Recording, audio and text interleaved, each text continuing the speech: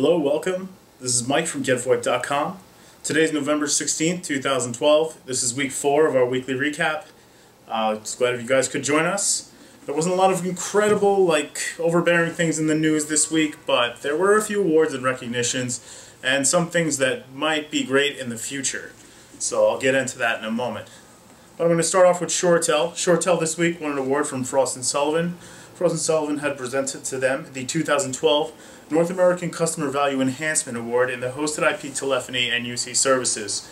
This goes to both ShoreTel's Cloud Division as well as the ShoreTel Sky family of products. The award is presented each year to the company that's demonstrated excellence in implementing strategies that create value for customers with a focus on quote-unquote improving the return on the investment that customers make in its services or products. Dan Hoffman, who's the president of ShoreTel's Cloud Division, responded that he was quote-unquote thrilled to receive the honor. So congrats to ShoreTel on their achievement. Moving along, Verizon and Microsoft Lync. This is the veritable pairing of two giants. Verizon basically achieved certification with SIP trunking using Microsoft's Lync Server 2010. It's available now in 19 countries, including the United States. This combo obviously creates a very powerful platform for employees, partners, and customers alike. Moving along, basically this UC&C voice and video capabilities as well as web capabilities are going to make this marriage of Verizon and Microsoft pretty formidable and incredibly useful to integrate in any business. Also this week, Phone.com had been named one of the 23rd fastest growing companies by NJBIZ magazine. This is celebrating both their growth and stability. In order to qualify for this list, the company must have had a revenue of at least $500,000 within the past 3 out of 4 years, and growth in revenue over the four-year period dating from fiscal year 2008 to 2011.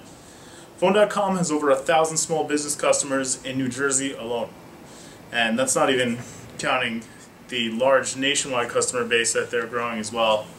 Ari Robin, the CEO of Phone.com, said he was excited about ranking and mentioned that they've quote-unquote greatly benefited from the growing pool of talent.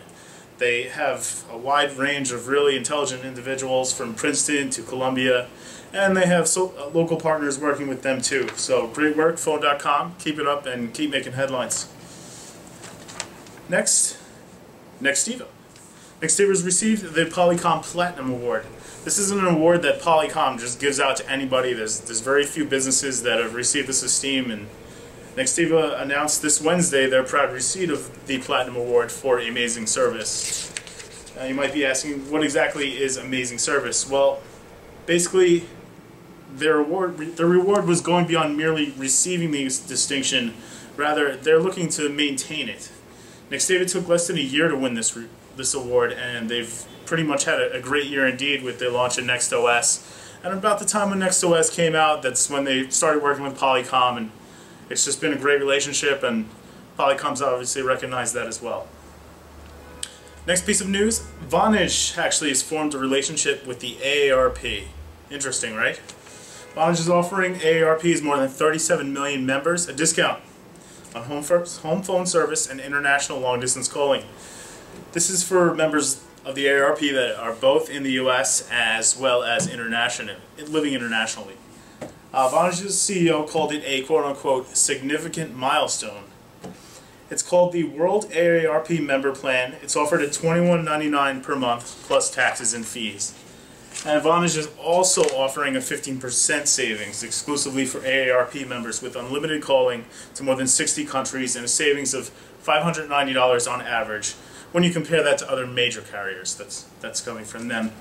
So, in my opinion, I don't quite see how VoIP will impact an older demographic. I mean this in the most sincere and non-derogatory of ways, but I think I'd be really hard-pressed to get my grandfather, who used a CB radio, basically until the time that he had passed, to use a technology such as VoIP. A lot of older people are, I won't say stubborn, but they're just not open to the idea. If they go with the ideology, if it's not broke, then don't fix it. And in the same regard as fix, I would say change. They might be resistant to change, and hey, you're going to change something that I've had for decades in my home. So we'll see where this goes. I don't I guess it's, you know, an open market for them. And I'd like to point out this move comes right after Vonage has had pretty much a rough quarter, so I guess they're trying to compensate by, you know, starting up something new, and you can't knock them for the effort. We'll see how it goes. It'll be interesting. I want to briefly talk about it, even though we have both an article and a video up on YouTube you guys can check out. If you are a Vocalocity customer, you can also check it out yourself if you haven't got it yet. But there is a new admin and reporting tool. It's really such an improvement from the old one. It looks great and it's easy to operate. The old system, I had a little difficulty, you know, navigating my way around and figuring things out, but the new system looks polished, it looks great. It's got detailed analytics, and I think a lot of people are going to love it if they don't love it already. So as I said, you guys can check if you have that now. Vocalocity, I had spoken to them earlier in the week, and they said that they were just starting to, you know, slowly work this system into people's phones setups. So you know, you guys can check it out, and I guess we're a part of that early wave because I saw it very early in the week. And of course, everybody knows Vocalocity Desktop 2.0 is going to be coming out soon, and that also promises to be great. So I really am excited about a lot of the things that are coming out from Vocalocity. And finally, AT&T, who in 2009 urged the FCC to completely phase out landlines in a proposal. They're planning on investing as much as $14 billion in VoIP, cloud, and mobility. They're basically going to focus on IP home security, automation, mobile premises solutions, mobile wallet, and something I'm really interested in, connected cars. For those that don't know, connected cars is basically this. It's a very early idea, and it's still, you know, in its early stages, in the prototype rather, you would say, is having, you know, Wi-Fi and connection and internet built right into your car. So, I mean, I thought I'd never see the day when MP3 players would be built into cars, or even a tape deck would disappear. So, you know, obviously I'm getting old, but I'm glad to be part of this technological rush and this revolution that's going on. So maybe even dating back to mid-2000s, I mean, AT&T have been really vocal and progressive when it comes to VoIP, cloud, and mobility. They're just setting the table for this technology, and it's wonderful to know that they're going to be involved. You know, a lot of people are going to get left behind. I hate to say it, if they don't keep up. And I mean, just if you're around this stuff all day like I am, you understand that this is the future. This is the best and most seamless way of doing things. I love interoperability. That's huge. Polycom obviously mentions that word over and over again. And that's just going to be it. I mean, you've got the rise of tablets and smartphones. And I even read an article that the old PC is sort of not on its way out, but, you know, it's going to take a back seat to other technologies that are coming out. Everybody's using cloud. Everybody is on the move. And in a lot of ways, workers and employers prefer it. So we'll see how things pan out in the coming months.